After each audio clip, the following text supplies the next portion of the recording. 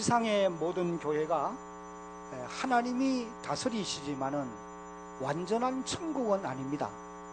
완전한 천국은 하늘에 있는 새 예루살렘에 우리가 들어가야 그곳에서 완전함을 경험할 수 있습니다. 그래서 지상에 있는 모든 교회 안에는 크고 작은 다양한 문제들이 있다고 하는 사실이에요. 대형 교회는 큰 교회대로 문제가 있고, 중형 교회들도 중형 교회대로 문제들이 있습니다. 또 작은 교회는 작은 교회대로 여러 가지 어려운 문제들이 있다는 사실이에요. 오늘 읽은 본문에 나오는 예루살렘 교회는 지상에 있는 모든 교회의 모범된 닮아가야 될 그런 모체교회와 같은 그런 교회인데, 이 예루살렘 교회 안에도 보면은 어려운 문제가 발생한 것을 이제 보게 되어지는 것입니다. 물론 이제 우리가 사도행전 5장에서도 예루살렘 교회 안에 어려운 문제가 있었던 것을 볼 수가 있었습니다. 오늘 우리가 조금 전에 읽은 1절 말씀을 읽어보면은 이렇게 기록되어 있어요. 그때의 제자가 더 많아졌는데 헬라파 유대인들이 자기의 가부들이 매일의 구제에 빠짐으로 히브리파 사람을 한번 따라합시다. 원망하니. 교회 안에 원망의 요소가 없어야 되지만은 원망하는 일이 생겨나게 되었다는 거예요. 오늘 지상교회 안에도 원망과 불평의 요소가 없어야 합니다. 그렇지만은 현실 교회 안에는 어느 교회든지 원망의 요소가 다 있습니다. 대한교회 안에도 원망과 불평의 소리가 있을 수 있어요. 지상교회는 완전한 천국은 아니기 때문에 다 문제를 안고 있다고 하는 것을 우리가 기억을 하면서 가야 합니다. 교회가 왜 이래? 그런 표현들을 우리가 많이 사용하지 않아요. 그러나 교회는 완전한 천국은 아니다 라고 하는 사실을 우리가 늘 기억을 하면서, 교회 안에는 다양한 이유들로 인해서 여러 가지 힘들고 어려운 문제들이 있을 수 있는 곳이다 라고 하는 것을 인정할 수 있는 그런 우리가 되어야 합니다. 자, 그러면은 교회 안에 왜 이런 문제들이 일어나게 될까? 그 이유들을 우리가 몇 가지 한번 생각해 보고 지나가기를 바랍니다. 첫째 이유는 이런 거예요. 다 같이 한번 읽어보겠습니다. 다 같이 시작. 다양한 계층의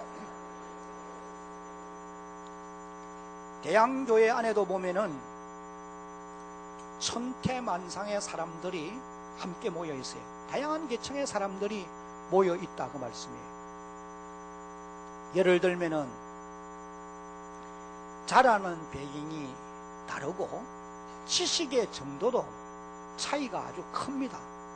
빈부의 격차 많이 있습니다.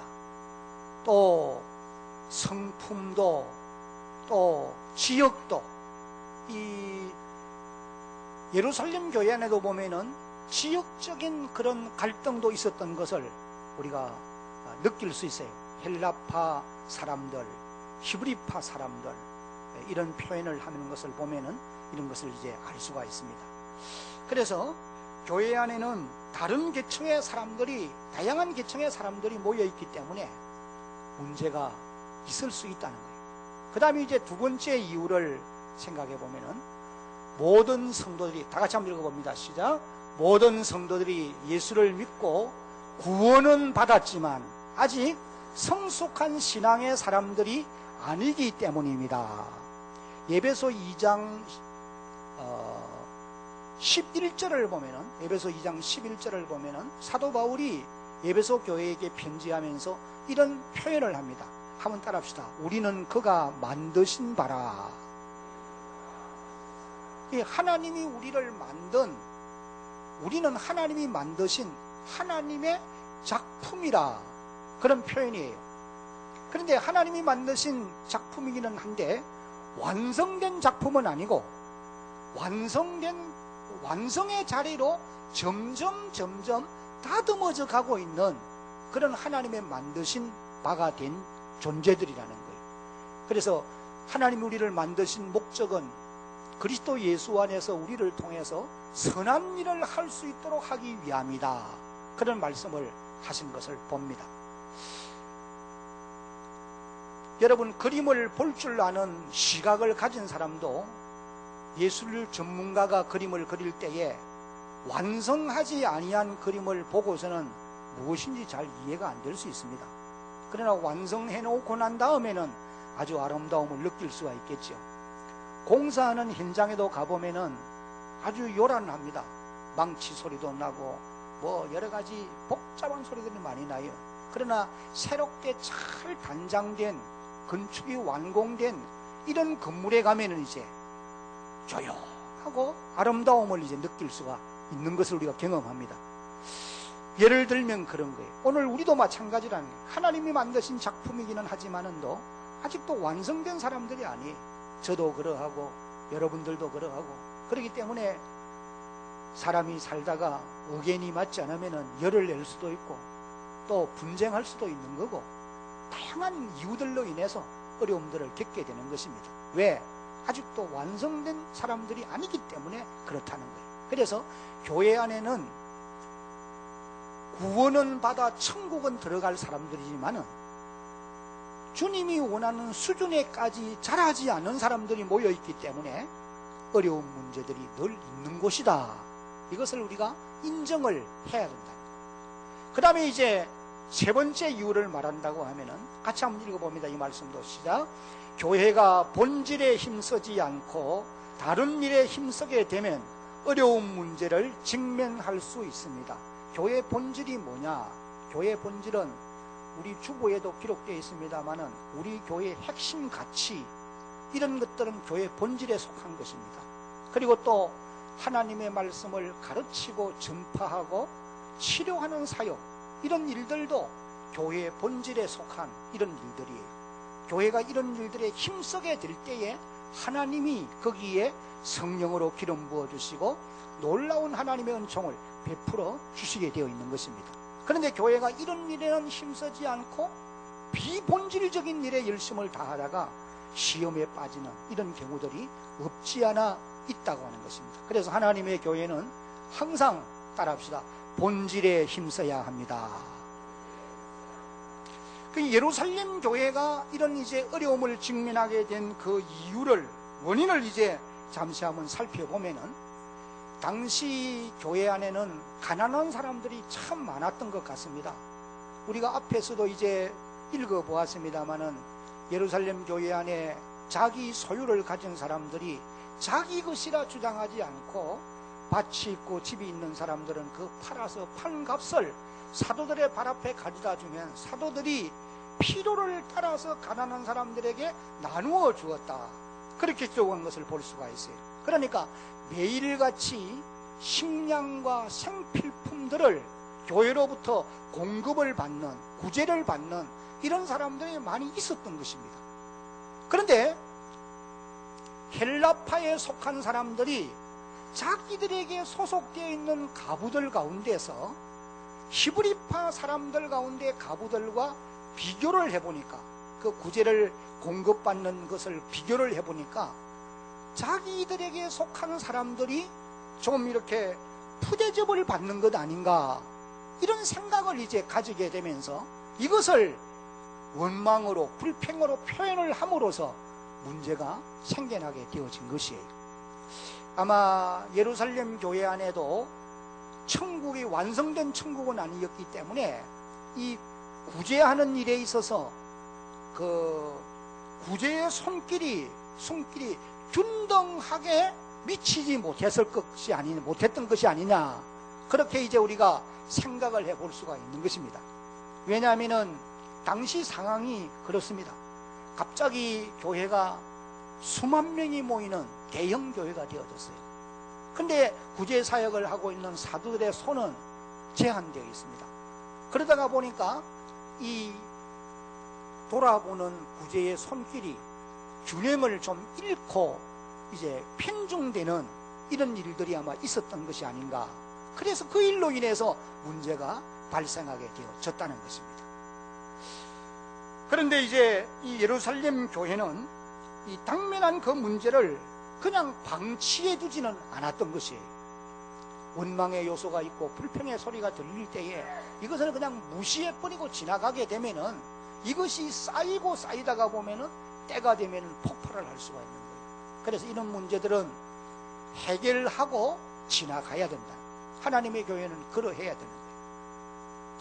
예루살렘 교회는 당면한 이 문제를 해결하기 위해서 사도들이 새로운 한 방법을 제시했습니다.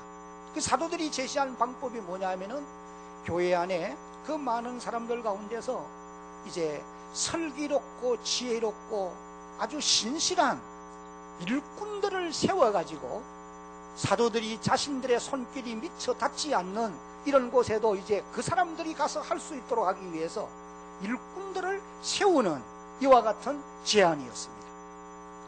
그래서 오늘 우리가 읽은 이 본문에도 기록되어 나옵니다마는 예루살렘 교회는 사도들이 제안한 이 방법을 따라서 이제 교회 안에 서대반을 비롯한 이런 7명의 아주 위대한 신실한 일꾼들을 선택하여 세웠던 것이에요.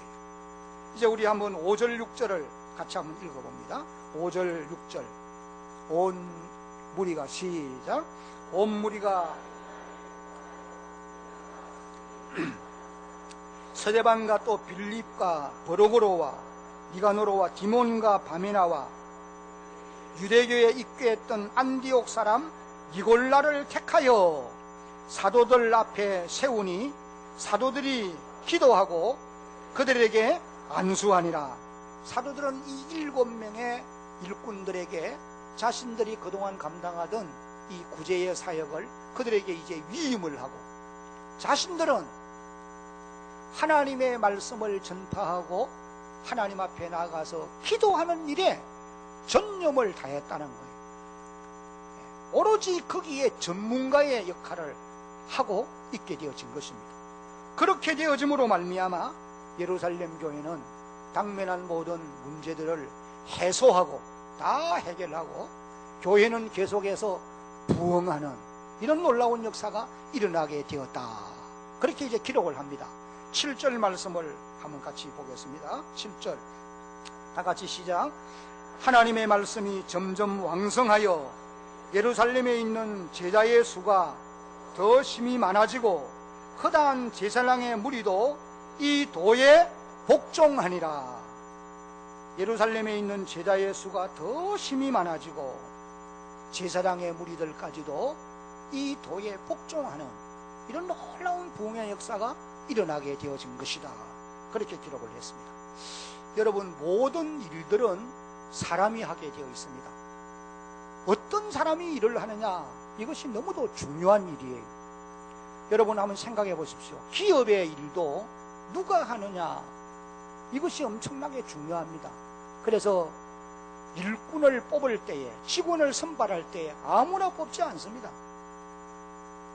실력도, 그 다음에 또 인성도 다 이제 살펴서 자기의 회사에, 기업에 적합하다 생각될 때에 이제 그런 사람을 일꾼으로, 직원으로 채용을 하게 되는 것이죠. 왜? 성공과 실패가 일꾼의 손에 달려있기 때문에 그런 것입니다. 여러분, 한 나라의 정치도 역시 마찬가지. 누가 다스리느냐, 엄청나게 차이가 있는 것입니다.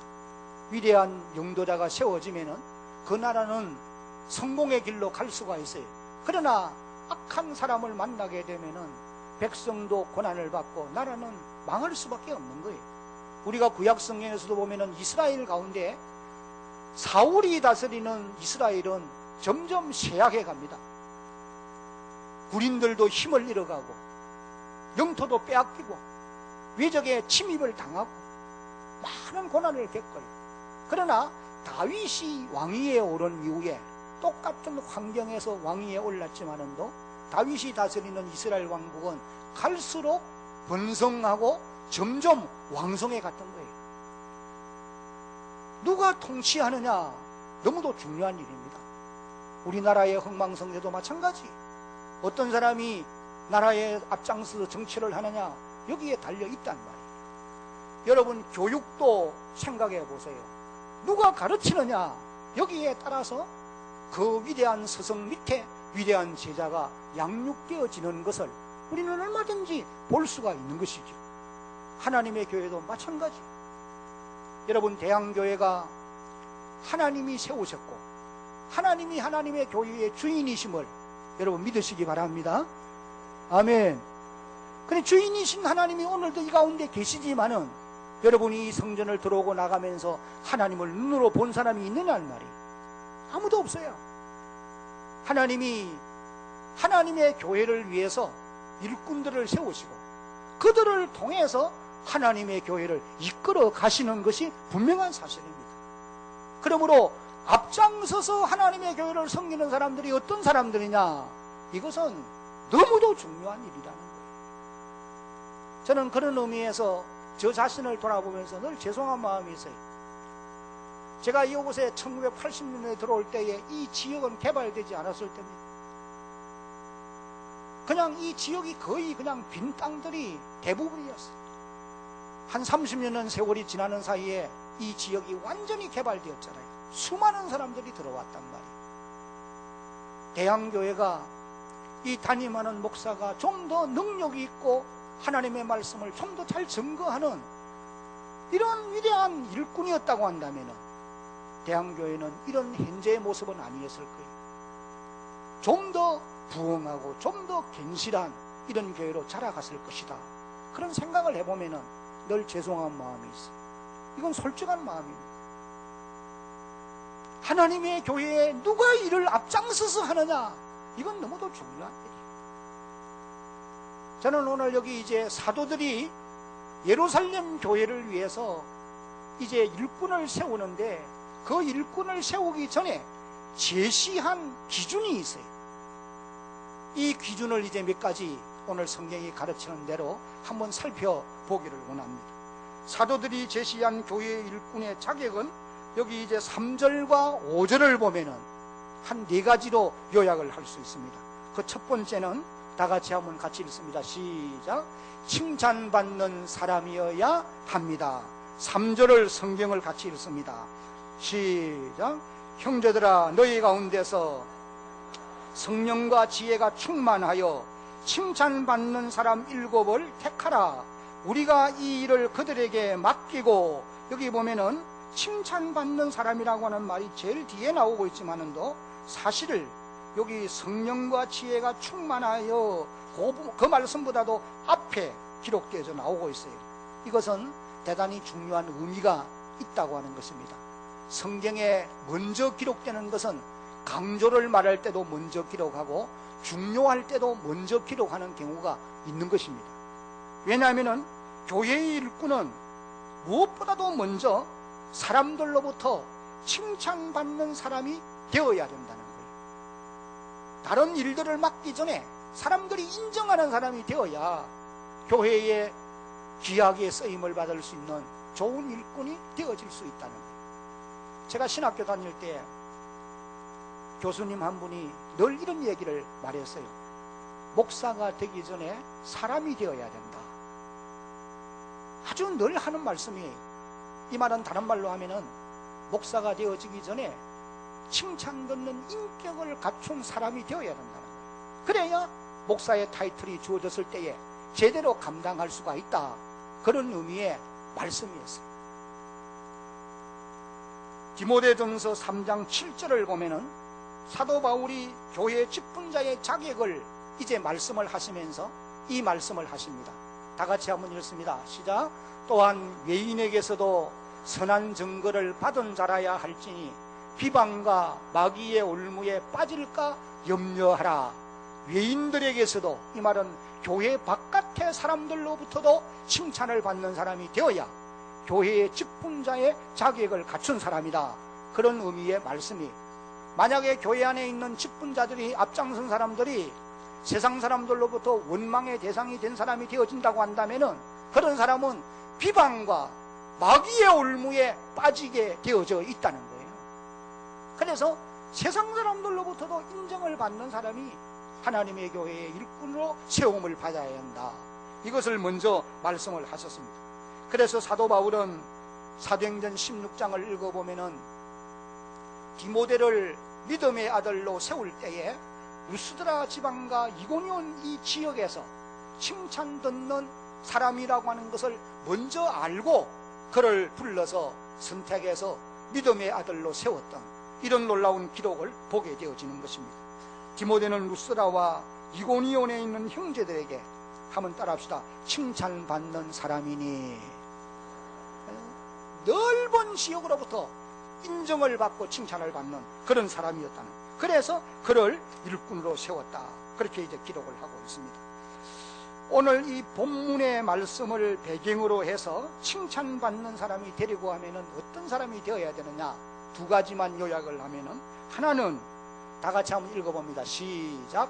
매사에 정직한 사람이어야 합니다.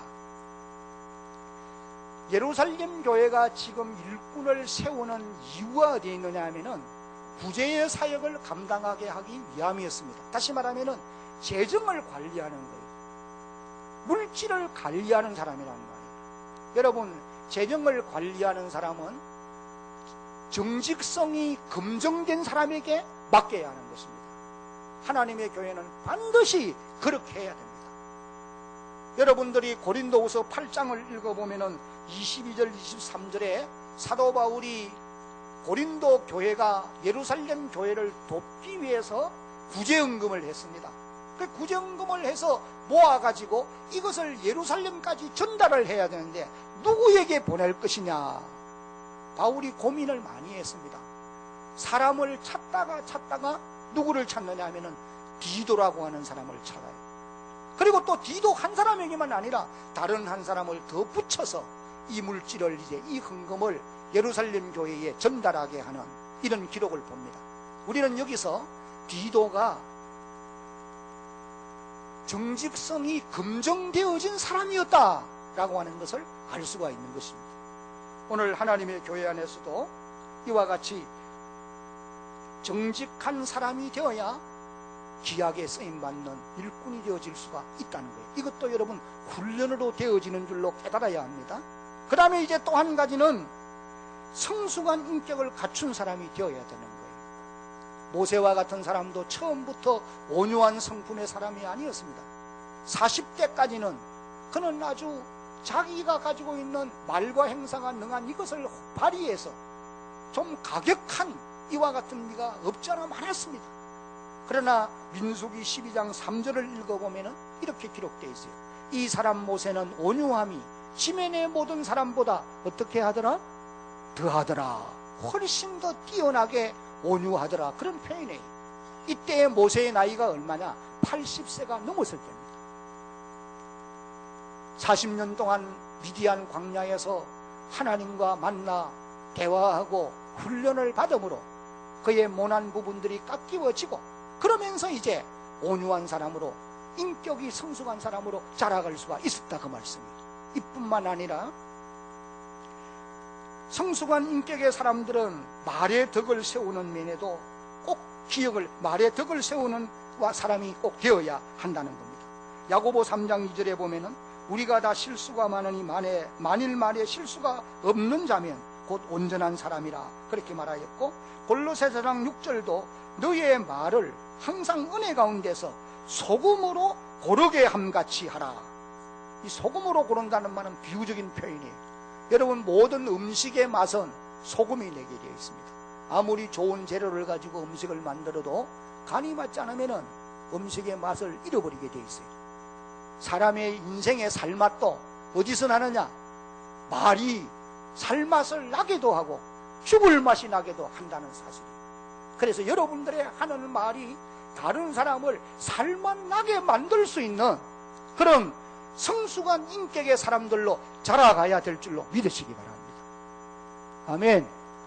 우리의 하는 말이 다른 사람을 살맛 나게도 할 수 있고 죽을 맛이 나서 실망하고 돌아가게도 할 수도 있다는 거예요. 그래서 성숙한 인격을 갖춘 이런 사람들이 칭찬받는 사람이라고 말할 수가 있는 것입니다. 여러분, 이런 칭찬받는 인격은 하루아침에 구비되어지는 것은 절대로 아닙니다. 훈련과 연단을 통해서 자라가게 되어진다는 거 꼭 기억을 하셔야 합니다. 그 다음에 이제 두 번째 사도들이 제시한 교회 일꾼의 자격은 다 같이 읽습니다. 시작.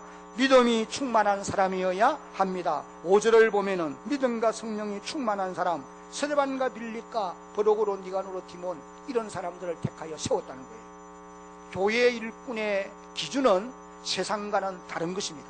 아무리 똑똑하고 아무리 실력 있고 아무리 세상적인 관점에서 의미 없다 하더라도 믿음이 없으면은 하나님의 교회 일꾼으로 세울 수는 없는 거예요. 왜냐하면 교회 일은 믿음으로 해야 되지 믿음으로 하지 아니하는 것은 아니라는 거예요. 왜? 교회는 하나님의 집이기 때문에 믿음으로 해야 돼요. 믿음이 충만한 사람들이 하나님의 교회를 앞장서서 섬길 때에 하나님의 교회는 안고 있는 문제들이 해결되어지게 되어 있고 하나님의 교회는 자라가게 되어지는 것입니다. 그러면은 믿음이 충만한 사람은 어떤 사람이냐? 성경은 우리에게 이런 걸 가르쳐주고 있습니다. 작은 믿음이 있는가 하면은 큰 믿음이 있다, 이걸 말씀했어요. 예수님이 그렇게 말씀해요. 믿음이 작은 자들아. 또 어떤 사람에게는 내 믿음이 크도다, 그런 표현을 합니다. 이 작은 믿음은 다른 말로 하면은 구원받는 믿음, 기본적인 믿음이라고도 말할 수가 있어요. 오늘 저와 여러분들은 예수를 구주로 믿음으로 말미암아 구원받는 기본적인 믿음을 하나님이 우리에게 선물로 주셨음을 믿으시기 바랍니다. 그러나 우리의 믿음이 이제 여기에서 자라가야 돼요. 강한 믿음, 세상을 이기는 믿음으로 성숙되어져 가야 된단 말이에요. 히브리서 11장을 읽어보면은 믿음의 선진들이 기록되어 나오는데 이런 믿음은 세상을 이기는 믿음이에요. 큰 믿음인 것입니다. 다른 말로 하면은 믿음이 충만한 사람들. 히브리서 11장 38절에 이런 사람들은 한번 따라합시다. 세상이 감당치 못하도다. 믿음이 충만한 사람은 세상이 감당할 수가 없는 것이. 우리가 어떻게 하면 믿음이 충만한 사람이 될 수 있느냐? 믿음이 충만한 것은 다른 말로 하면은 하나님의 말씀이 충만하다 라고 하는 말과 같은 거예요. 그래서 믿음 충만과 말씀 충만은 병행하는 것입니다. 우리가 구원받는 믿음도 여러분 하나님의 말씀을 들음으로 하나님께로부터 선물로 받게 되어 있습니다. 그래서 로마서 10장 17절에 그러므로 믿음은 뭐에서 나며? 들음에서 나며 들음은 그리스도의 말씀으로 말미암았느니라. 그리스도의 말씀을 들을 때에 구원받는 믿음이 생겨나게 되어 있다는 말이에요. 이와 같이 믿음이 충만한 것도 하나님의 말씀을 통해서 말씀의 훈련을 받음으로 말미암아 우리의 믿음이 자라게 되어 있어요. 하나님은 오늘도 여러분의 믿음을 충만하게 하기 위해서 우리에게 선물을 주셨어요.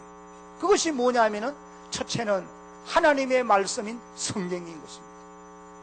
디모데후서 3장 16절 17절을 읽어보면은 모든 성경은 하나님의 감동으로 된 것으로 교훈과 책망과 바르게 함과 의로 교육하기에 유익하니 이는 하나님의 사람으로 한번 따라합시다. 온전케 하며 하나님의 사람으로 온전케 만들기 위해서 성경을 주었다는 거예요. 그래서 하나님의 말씀의 훈련이 우리가 받을 때에 우리의 믿음이 온전케 되어져 가게 되어 있는 거예요. 이 목적을 위해서 에베소서 4장 11절 12절을 읽어보면은 하나님이 교회 안에 사도를 세우고 전도자를 세우고 복음 전하는 자를 세우고 그 다음에는 목사와 교사를 주셨으니 그랬어요. 그렇게 해서 성도를 온전케 하며 봉사의 일을 하게 하며 그 다음에 하나님의 교회를 든든히 세우려 하심이라 그렇게 말씀을 하고 있는 것입니다. 그래서 오늘 저와 여러분들의 믿음이 믿음 충만한 사람으로 자라가기 위해서는 다른 길이 없어요. 하나님의 말씀의 훈련을 받아야 된다. 그 다음에 이제 세 번째 사도들이 제시한 일꾼의 자격이 다 같이 시작. 성령이 충만한 사람이어야 합니다. 성령이 충만한 사람. 스데반과 빌립과 오늘 여기 나오는 이 사람들이 다 성령이 충만한 사람. 하나님 나라를 위해서 귀하게 쓰임받은 일꾼들은 다 하나같이 성령에 충만한 사람들이었음을 우리가 깨달아야 하는 것입니다. 우리가 어떻게 성령에 충만한 사람들이 될 수 있느냐? 사도행전을 읽어보면 공식이 있습니다. 수학이 1 더하기 1은 2, 딱 공식이 있듯이 성령 충만을 위해서는 뭘 해야 된다? 정확하게 기록해요. 한번 따라합시다. 오로지 기도에 힘쓰더라. 그 다음에 나오는 문장은 오직 성령이 충만하여 기록되어 나와요. 빌기를 다음에 모인 곳이 진동하더니 무리가 다 성령의 충만함을 받고 오로지 기도에 힘쓰는 거기에 성령의 기름 부으심이 임하더라는 거예요. 여러분, 오늘도 마찬가지입니다. 우리가 성령 충만한 사람들이 되기 위해서는 기도하는 일에 열심을 다해야 합니다. 그 다음 이제 마지막으로 사도들이 제시한 교회 일꾼의 자격은 다 같이 읽습니다. 시작. 지혜가 충만한 사람이어야 합니다. 3절에 보면은 형제들아 너희 가운데서 성령과 지혜가 충만하여 그렇게 기록했습니다. 지혜로운 사람은 어떤 사람이냐? 지혜로운 사람이 어떤 사람이냐? 지혜로운 사람에 대해서 이렇게 이제 말할 수 있습니다. 한번 띄워보십시오. 지혜로운 사람은 첫째는 무엇이 있는 사람이라고요? 분별력이 있는 사람이라는. 그 다음에 사리를 판단할 줄 아는 사람이라는 거예요. 그 다음에 무슨 말이에요? 다 같이 한번 읽어봅니다. 시작. 할 말과 안 할 말을 구별할 줄 아는 사람이라는 거죠. 지혜 있는 사람은 그렇다는 거예요. 그 다음에 화해자라. 그 다음에 또 마지막 거 읽어봅니다. 시작. 이런 그 지혜로운 사람이 어떤 사람이냐, 이런 사람이다 라고 기록한 것을 제가 읽어보았어요. 여러분, 땅에 사는 사람들 가운데 많이 배우고 많은 것을 가졌어도 지혜가 없으면 이것을 제대로 바르게 사용하지를 못해요. 지혜가 우리의 삶을 행복하게 하는 것이고, 앞장서서 일하는 일꾼들에게는 반드시 지혜가 있어야 덕을 세울 수 있다는 거예요. 우리에게 이와 같은 지혜를 누가 우리에게 주시느냐? 어떻게 하면 우리가 지혜로 충만한 사람이 될 수 있느냐? 야고보 1장 5절을 같이 읽습니다. 시작. 너희 중에 누구든지 지혜가 부족하거든 모든 사람에게 후히 주시고 꾸짖지 아니하시는 하나님께 구하라. 그리하면 주시리라. 한번 따라합시다. 그리하면 주시리라. 한번 다 같이 따라하시기 바랍니다. 지혜는 하나님이 주십니다. 누가 줘요? 하나님이 주신다. 그래서 솔로몬은 열왕기상 3장을 읽어보면은 10절부터 13절까지 해서 하나님이 지혜를 주신다는 것을 알기 때문에 그분 앞에 나가서 이렇게 기도했습니다. 솔로몬이 이것을 구하며 지혜를 달라고 구했어요. 그 말씀이 주의 마음에 어떻게 되었어요? 던지라. 하나님 마음에 합한 것이었어요. 11절에 보면은 이에 하나님이 그에게 이르시되 네가 이것을 구하도다. 자기를 위하여 장수하기를 구하지 아니하며 부도 구하지 아니하며 자기 원수의 생명을 멸하기도 구하지 아니하고 오직 송사를 듣고 분별하는 무엇을 구하였으니? 따라합시다. 지혜를 구하였으니. 12절 다 같이 시작. 내가 네 말대로 하여 네게 지혜롭고 총명한 마음을 주노니 네 앞에도 너와 같은 자가 없었거니와 네 뒤에도 너와 같은 자가 일어남이 없으리라. 13절도 내가 또 네게 구하지 아니한 부귀와 영광도 네게 주노니 네 평생의 왕들 중에 너와 같은 자가 없을 것이니라. 한번 따라합시다. 하나님이여, 하나님이여, 내게도 지혜를 주옵소서. 솔로몬이 구한 기도일 뿐 아니라 오늘 저와 여러분들이 한평생 하나님 앞에 엎드릴 때마다 구해야 될 기도의 제목인 줄로 믿으시기 바랍니다. 아멘. 이제 말씀을 맺겠습니다. 교회 안에 좋은 일꾼은 칭찬받는 사람이 되어야 하고 믿음이 충만하고 성령이 충만하며 지혜가 충만해야 됩니다. 이런 자격은 하루아침에 구비되는 건 아니에요. 말씀과 기도의 훈련을 통해서 만들어져 가게 되어 있는 것입니다. 바라는 것은 오늘 이 자리에 함께 예배를 드리는 우리 대한교회 모든 성도들이 이런 자격을 구비해 가는 그런 하나님의 자녀들 되어지기를 예수님의 이름으로 축복합니다.